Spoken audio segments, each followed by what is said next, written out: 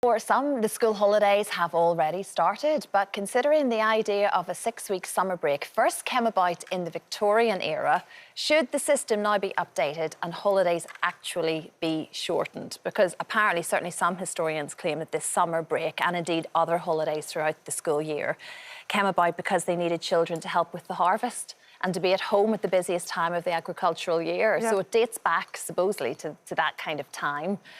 So are we in a different era entirely now? We are, clearly. Should we be making the summer holiday shorter? It's a big question. There'll be lots of parents thinking, yes, that helps me.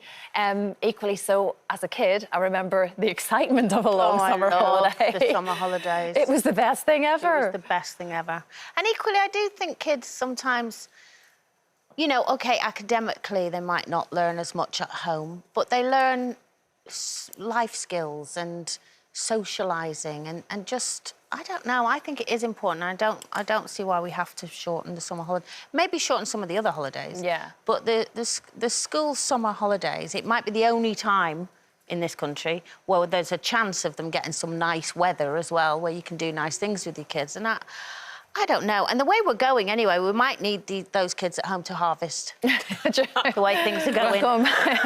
I remember when I had my children and I was working full-time, and it came to the summer holidays period, and the school that they were going to, they had teachers that put on an after-school and summer school club for that whole period. You'd have to pay an extra couple of pounds for the week to cover their food and transport.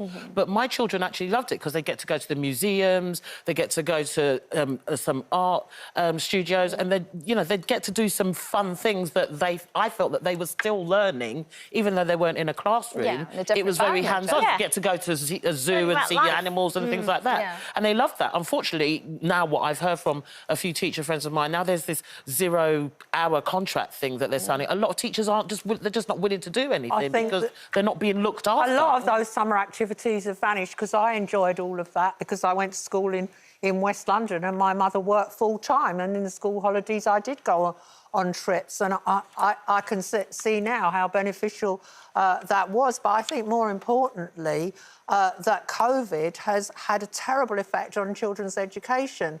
And new figures out today show that only 49% of the children leaving, only 59% of the children leaving primary school have reached the acceptable SATs level in reading, English and maths. Yeah. And that's an all-time low since those figures were introduced. So there is an argument for extending the school year, shortening the holidays, and the government have talked about it for ages and ages, and breaking it up and reducing the 6 weeks to 4 and moving it around.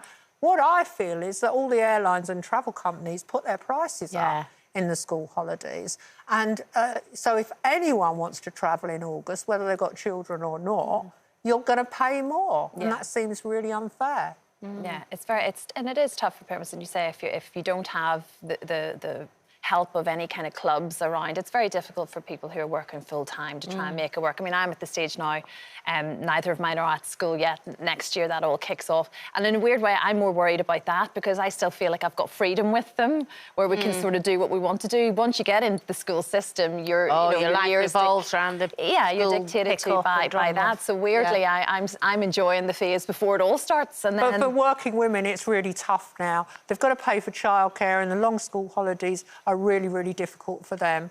I mean, they've got to keep tabs on their kids. If they live in inner cities, that's a real worry. And can I say, I did not call you a greased piglet. Oh, dear. In case you've just tuned in, Coleen, we've just not spoken that. In our first part, I'll let you explain. We've got about 20 seconds, Janet. All right, just briefly, I love Coleen dearly. And if something came out of my mouth that sounded like greased piglet, it was not intended. That. Not intended. It's all right. I went backstage and sizzled away with it. I thought she was going to streak off because I got her back up. Oh, dear. Sorry. It's one of those days. Yes, it is.